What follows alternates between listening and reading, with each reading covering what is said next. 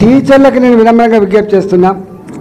గతంలో డిఏలు ఇవ్వకుండా మోసం చేసినప్పుడు కేసీఆర్ 317 జీవో ఇచ్చి కంటి మీద కొనుక్కు లేకుండా చేసినప్పుడు కేసీఆర్. ఇవాళ సిపిఎస్ విధానం రద్దు కావాలని చెప్పి అనేక సంవత్సరాల పోరాటాలు చేస్తున్న టీచర్లు, ప్రభుత్వ ఉద్యోగులు కేంద్ర ప్రభుత్వం డేట్ ఇచ్చింది. మీ రాష్ట్రాలలో మీరు సిపిఎస్లో కొనసాగదలుచుకున్నారా, పాత పెన్షన్ విధానం కొనసాగదలుచుకున్నారా అని చెప్పి ఆప్షన్ అడిగారు. కానీ ఆనాడు కేసీఆర్ గారు మేము సిపిఎస్లో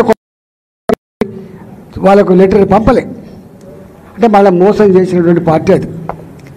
ఈయన గారు అధికారంలో వచ్చిన వెంటనే 317 సవరణ చేస్తా, సిపిఎస్ విధానాన్ని రద్దు చేస్తా, డిఏలన్నీ కూడా పే చేస్తా, రిటైర్డ్ ఉద్యోగులకు తక్షణమే వాళ్ళ బెనిఫిట్స్ ఇచ్చే ఏర్పాటు చేస్తా.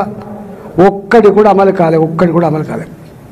ఇవాళ చివరికి రిటైర్డ్ ఉద్యోగి తన బెనిఫిట్స్ రావాలంటే చేసుకుంటే తప్ప, లంచాలు ఇస్తే తప్ప రిటైర్డ్ ఉద్యోగుల బెనిఫిట్ వస్తలేవంటే ఎంత దయనీయమైన పరిస్థితి ఉందో మనకు అర్థం కావాలి. ఇవాళ దీనికి 9 సంవత్సరాలు పట్టింది కేసీఆర్ మీద వ్యతిరేకత రావడానికి. కానీ రేవంత్ రెడ్డి సర్కార్ మీద వ్యతిరేకత రావడానికి 9 నెలలే పట్టింది. నేను మా టీచర్లకి తెలంగాణ సమాజం అంతా కూడా కొండ నాలుకకు మందెత్తే ఉన్న నాలుక పోయినట్టుగా కేసీఆర్ పోతే బాగుపడదని చెప్పి భావించినాం. కానీ ఇక పేన మించలు పూలబడ్డ అయిపోయింది. ఈ రేవంత్ రెడ్డి సర్కార్ ఇచ్చిన మాట అమలు చేసిన నమ్మకం లేదు. ఎప్పుడు ఎన్నికలు వస్తాయా బొందబెడదామని చెప్పి ఎదురు చూస్తున్నటువంటి వాళ్ళు ఉన్నారు.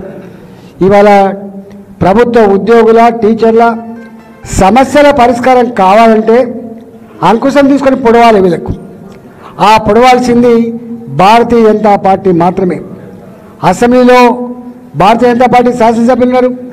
రేపు శాసన మండలిలో కూడా భారతీయ జనతా పార్టీ ఎమ్మెల్సీలు కనుక ఉంటే ఇవాళ ఈ ప్రభుత్వం మీద సిపిఎస్ విధానం రద్దు కోసం కావచ్చు, 317 జీవోలు జరిగిన అక్రమాలు కావచ్చు, ఇవాళ డిఏలు ఇచ్చే పోరాటాలు కావచ్చు. ఒక్క మాట చెప్పాలంటే కేజీబీవీలలో ఉన్నటువంటి స్కూళ్ళల్లో పనిచేసే టీచర్లు ఎన్ని బాధలు ఉన్నాయో మాకు ఇస్తే దుఃఖం వస్తుంది.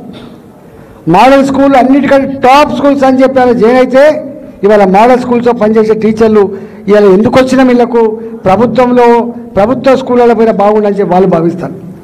ఇవన్నిటి మీద రేపు మాట్లాడగలిగేది, కొట్లాడగలిగేది భారతీయ జనతా పార్టీ మాత్రమే. ఇవాళ టీఆర్ఎస్ అయితే ఇక్కడ పోటీ చేస్తలేదు. కాంగ్రెస్ వాళ్ళు ఏమనుకుంటున్నారంటే ఎవరు గెలిచినా మా దాంట్లోకి వస్తారు అనుకుంటారు. ఒకవేళ ఇక్కడ గెలిచి వాళ్ళ దాంట్లో కనుక పోతే కట్టు బానిస లెక్క ఉండవలసిందే. మన మీద జరుగుతున్నటువంటి అక్రమాలు చూస్తూ సంతకాలు పెట్టవలసిందే తప్ప ప్రశ్నించేటువంటి సత్తా అధికార పార్టీలో ఉన్నటువంటి ఎమ్మెల్యేలకు ఉండదు. కాబట్టి రేపటి కాలమంతా ప్రశ్నించాల్సి అక్కడ ఉంది, కాబట్టి కొట్టాల్సి అక్కడ ఉంది, కాబట్టి ప్రస్తావించాల్సి అక్కడ ఉంది. కాబట్టి ఇవాళ అధికార పార్టీ మీద పోరాటం చేయగలిగినటువంటి party, బరిగీసి కొట్లాడే party Bharatiya Janata party. ఇప్పటికే 317 జీవో మీద కొట్లాడిన పార్టీ, డిఎల్ రావాలని చెప్పి కొట్లాడుతున్న పార్టీ, ఇవాళ కమిషన్లు తీసుకొని బెనిఫిట్స్ ఇచ్చేటువంటి దుర్మార్గం ఆగాలని కొట్లాడే పార్టీ, ప్రజల మీద జరుగుతున్నటువంటి దుర్మార్గాలు కావచ్చు, అన్యాయాలు కావచ్చు, వాటి మీద కొట్లాడే పార్టీ భారతీయ జనతా పార్టీ మాత్రమే. కాబట్టి దయచేసి మళ్ళీ ఆగం కాకండి, మీరు ఆగం కాకండి.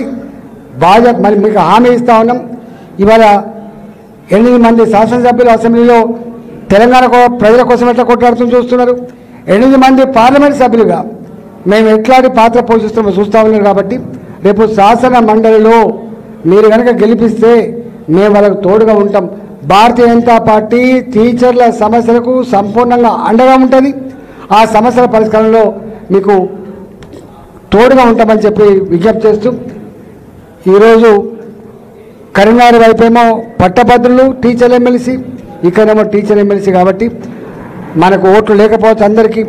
ఇవాళ ఓట్లు ఉన్నటువంటి టీచర్ల దగ్గర పోయి మనం వాళ్ళతో ఇంటరాక్ట్ అయ్యి సర్వోత్తమ రెడ్డిని గెలిపించాలని చెప్పి కోరుతున్నాం.